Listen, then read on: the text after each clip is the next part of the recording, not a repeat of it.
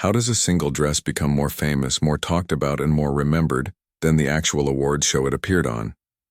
What does it take for a few yards of red velvet to not just make headlines, but to forever change the way people saw a beloved superstar? Well, in 1993, at the 27th Annual Country Music Association Awards, Reba McEntire found out. It was a night that was supposed to be about celebrating the year's best music. But with one step onto the stage of Nashville's historic Grand Ole Opry House, Reba made sure it would be remembered for something else entirely. The sound that rippled through the auditorium wasn't just applause. It was a collective, audible gasp. It was the sound of shock, of surprise, and of an institution being shaken just a little.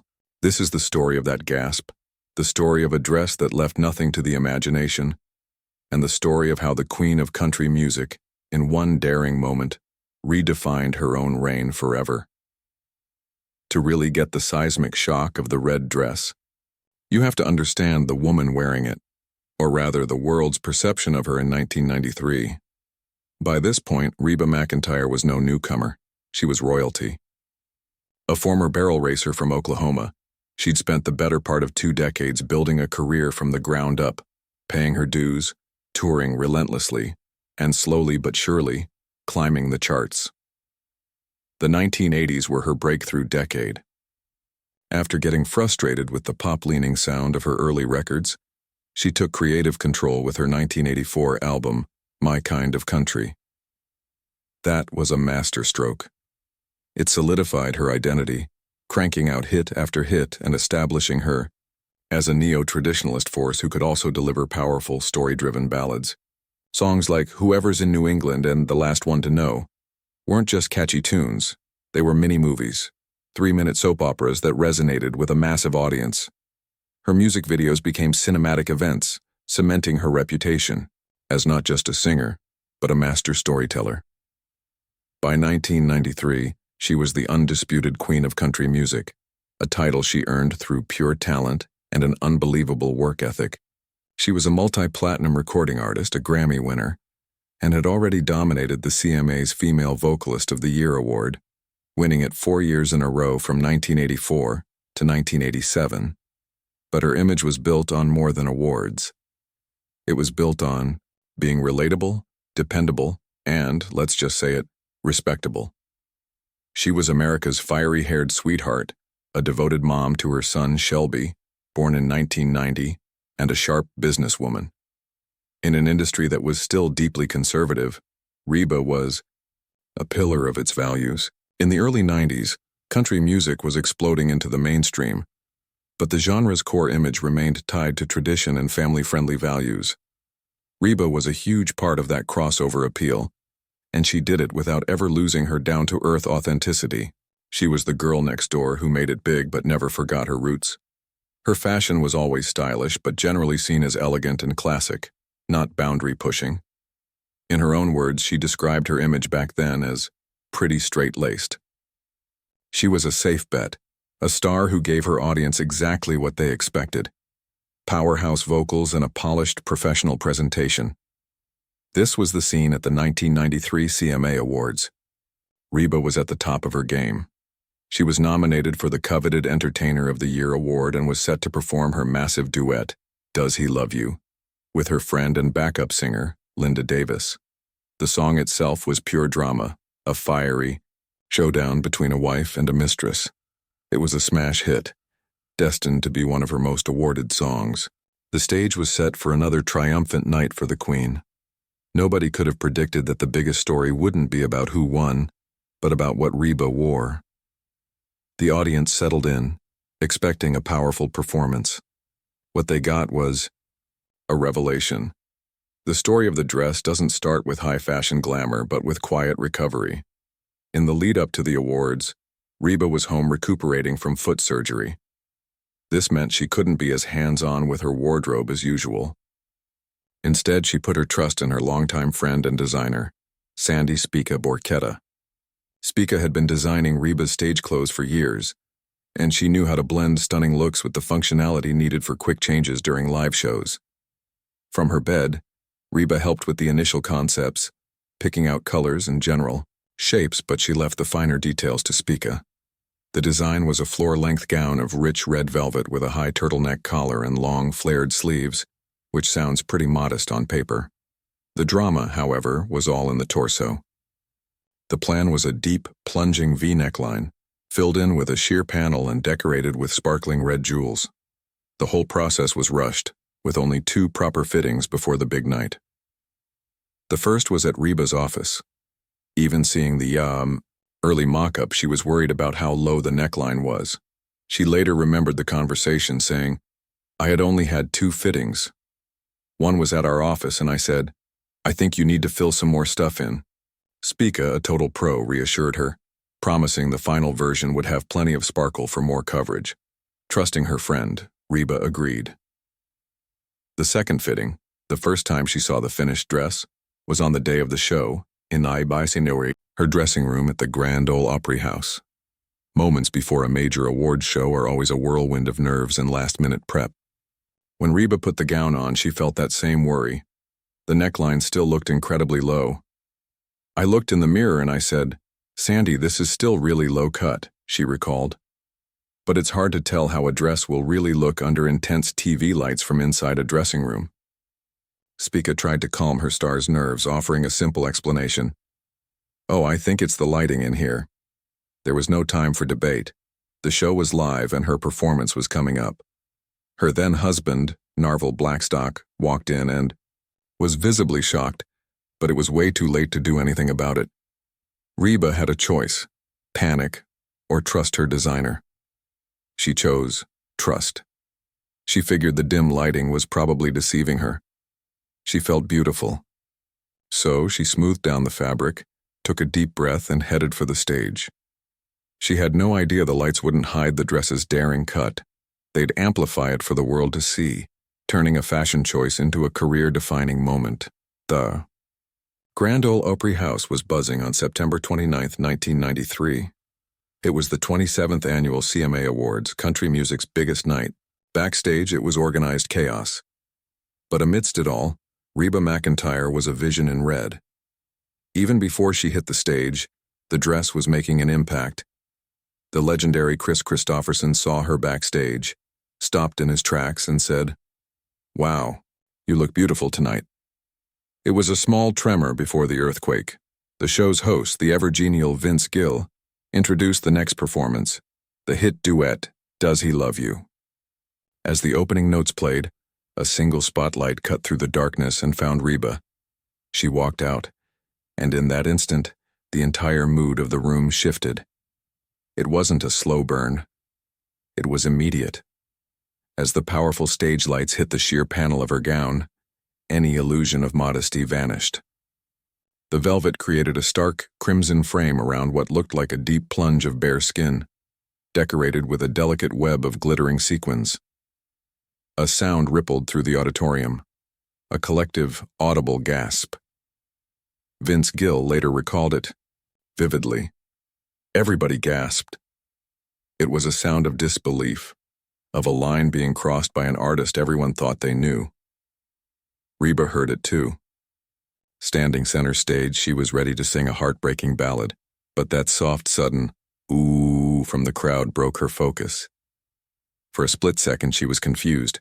Then, a jolt of pure confidence shot through her. As she told People magazine, "Years later, I heard the audience go, 'Ooh!' and I thought, 'Dang, I look good.'" In that moment of shock, Reba found her power. She didn't flinch.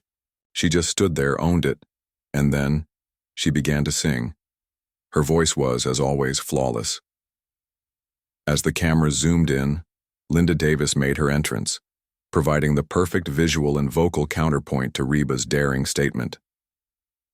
The performance was a masterclass in vocal drama. The two women played their parts, circling each other on stage, their voices clashing and blending in stunning harmony. By the end, the initial shock had turned into a thunderous standing ovation, a salute to the raw talent on display. But as they walked off stage, everyone knew the dress had become a character in the drama. In the audience, Reba's sister Susie was sitting with their mother, Jackie. When Reba first appeared, her mother instinctively grabbed her daughter's arm and gasped, "Oh, Susie." The shock was real. Reba had come to sing a song about a love triangle. She left having created a cultural moment.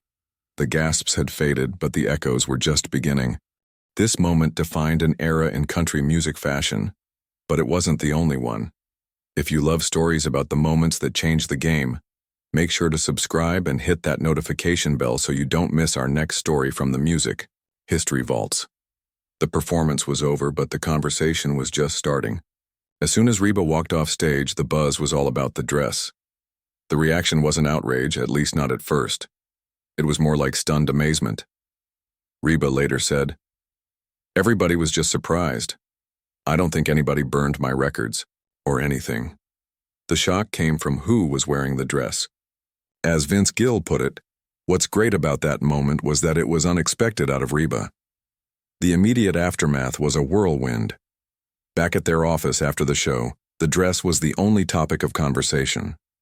It was there that her father, Clark McEntire, a lifelong cattle rancher with a famously dry wit, delivered the line that became part of the legend.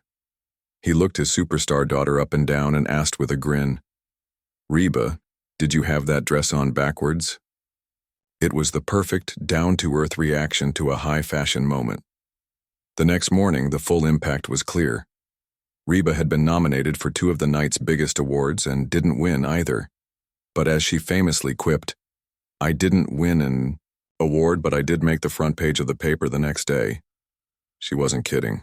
The image of her in the red velvet gown was splashed across newspapers nationwide, framed as a risque and shocking choice. It was a genuine controversy, though by today's standards, it was pretty tame.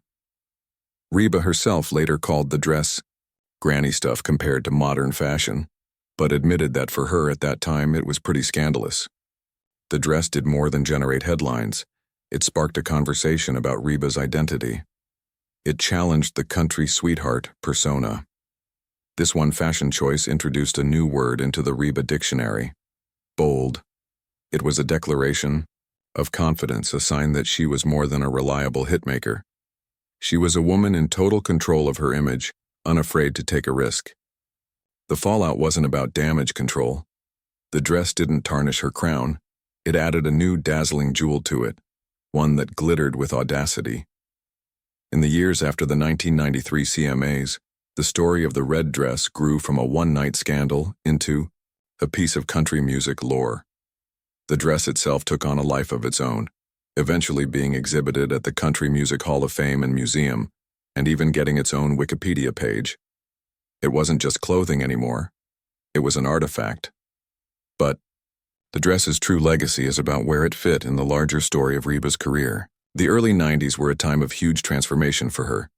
She made her film debut in the horror comedy Tremors, launched a successful acting career, and after a tragic plane crash killed 8 members of her band in 1991, she released the powerful album For My Broken Heart, showcasing her incredible resilience. In this context, the red dress wasn't an isolated incident. It was the visual proof of the powerhouse entertainer she was becoming. She wasn't just the Oklahoma girl with a great voice. She was Reba, the institution. The ultimate proof of the dress's iconic status came 25 years later. In 2018, Reba was hosting the Academy of Country Music Awards. She was scheduled to perform Does He Love You Again, this time with her then daughter-in-law Kelly Clarkson. As the lights came up, there she was, 63-year-old Reba McEntire standing center stage, wearing the exact same red dress from 1993. It wasn't a replica, it was the original. And as she proudly told reporters, it fit. The audience reaction this time wasn't shock, but pure delight and reverence. The gasps of 1993 were replaced by cheers of recognition. Seeing the dress again was, as Reba said, like seeing an old friend. The designer, Sandy Spica, was in the audience and burst into tears, completely surprised. It was a powerful, full-circle moment. The side-by-side photos that flooded the internet were stunning. There was Reba in 1993, a 38-year-old star pushing boundaries. And there was Reba in 2018, a 63-year-old living legend proving that true style and confidence are timeless. The second appearance wasn't a scandal, it was a victory lap. It was the ultimate power move, a quiet declaration that she'd been right all along. The dress that once made the front page for being risque now made headlines for being iconic. Country music history. Some moments are defined by a song or an award. A select few are defined by a feeling, a shift in the air. Reba McEntire's 1993 CMA performance was one of those moments. The story isn't just about a red dress. It's about the collision of perception and reality. It's the story of how an artist, known as the respectable Queen of Country, chose to show a different side of herself, bolder, more audacious, and completely confident. What started with a collective gasp in the Grand Ole Opry House became a cheer of recognition a quarter-century later. The dress's journey from scandalous to iconic mirrors Reba's own career. She has never been one to rest on her laurels, constantly pushing into new arenas like film, Broadway, and TV, all while staying true to the work ethic that made her a star. The red dress was an early, very public signal of that fearless spirit. It proved you could be both a respected traditionalist and a daring trailblazer. She may not have taken home a trophy that night in 1993, but she walked away with something far more valuable, a legend. And that's a prize that never fades. The red dress is one of the most talked about fashion moments in music history, but every genre has its own. What do you think is the most shocking or iconic fashion moment in music? A meat dress? A cone bra? A sequined glove? Let us know your pick in the comments below. And for more stories behind the music, don't forget to like and subscribe.